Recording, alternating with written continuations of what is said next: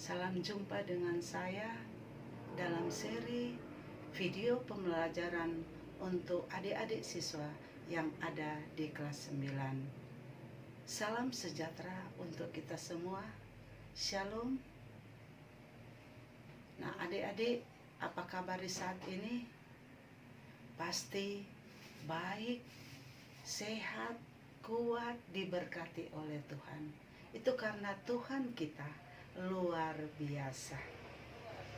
Itu juga karena anugerah dari Tuhan dalam kehidupan kita semua.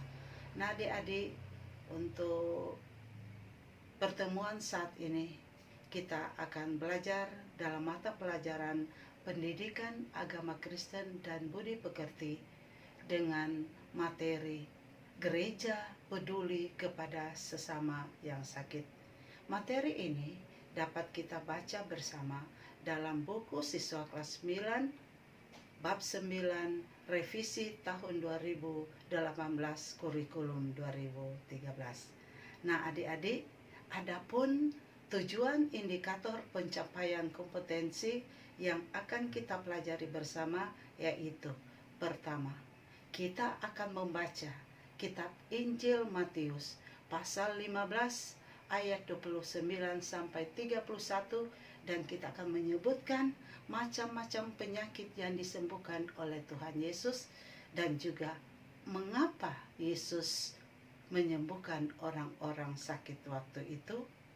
Indikator yang kedua, kita akan mengidentifikasi dalam kitab Injil Matius penyakit apa saja yang disembuhkan oleh Tuhan Yesus.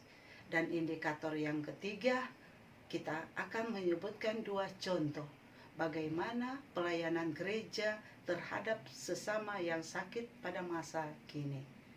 Nah, adik-adik, sudah siap untuk kita belajar bersama pada saat ini? Tentu sudah siap. Adik-adik, pernahkah kita merasa sakit atau kita melihat orang-orang yang sedang sakit? Pasti pernah.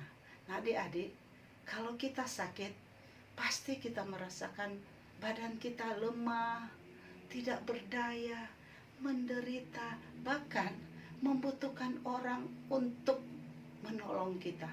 Ya, bukan? Nah, saat ini kita sama-sama belajar bagaimana pola pelayanan Tuhan Yesus terhadap orang-orang sakit. Nah, hal itu kita boleh baca bersama dalam kitab Matius pasal 15 ayat 29 sampai 31.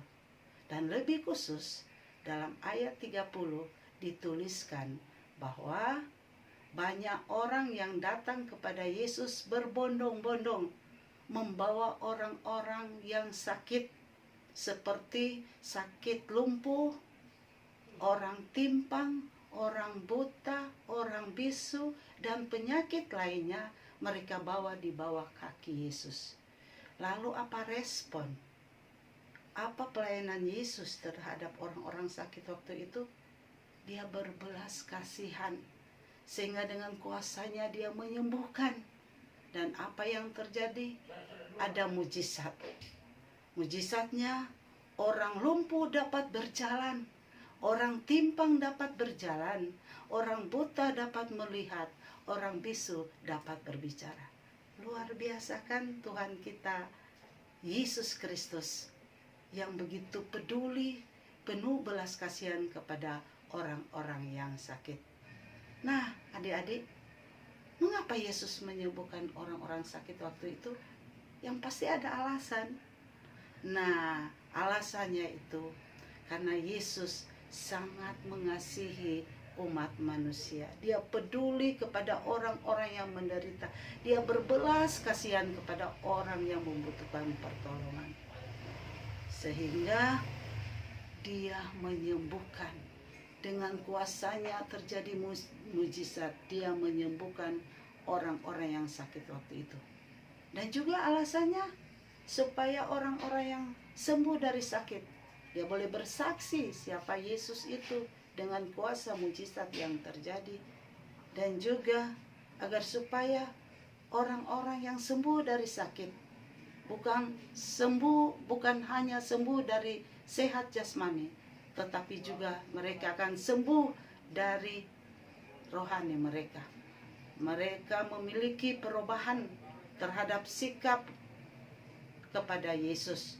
Seperti contoh, Yesus menyembuhkan orang kusta dalam Matius pasal 8 ayat 1 sampai 4. Ketika orang kusta sembuh, Yesus menyuruh untuk memperlihatkan tubuh mereka kepada para imam di bait Allah. Dan yang menentukan bahwa mereka sembuh yaitu para imam, dan mereka harus mempersembahkan korban pemulihan di bait Allah.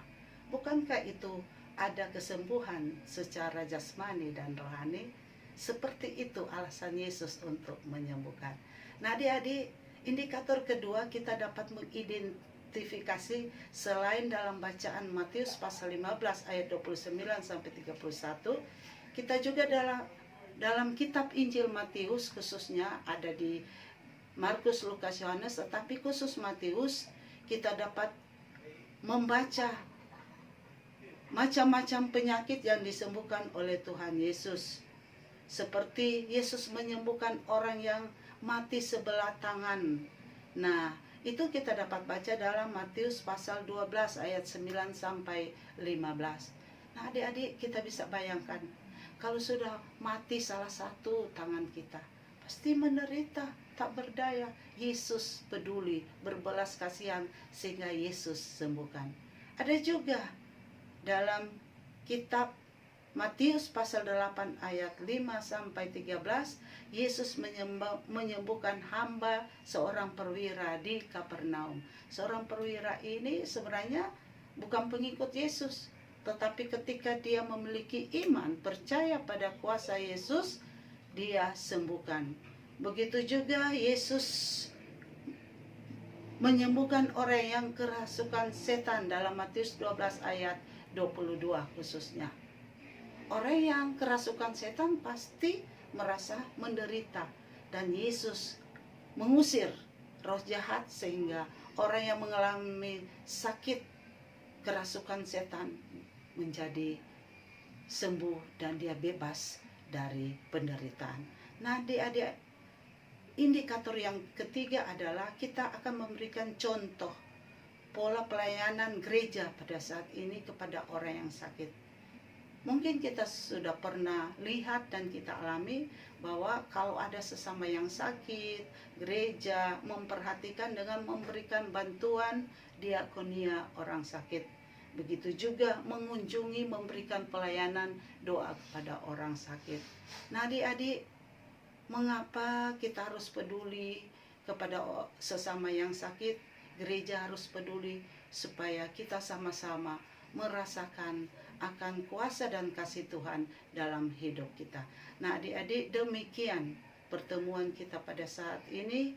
Semoga bermanfaat untuk pertumbuhan iman kita semua, dan selamat untuk mendemonstrasikan sikap peduli terhadap sesama yang sakit. Tuhan Yesus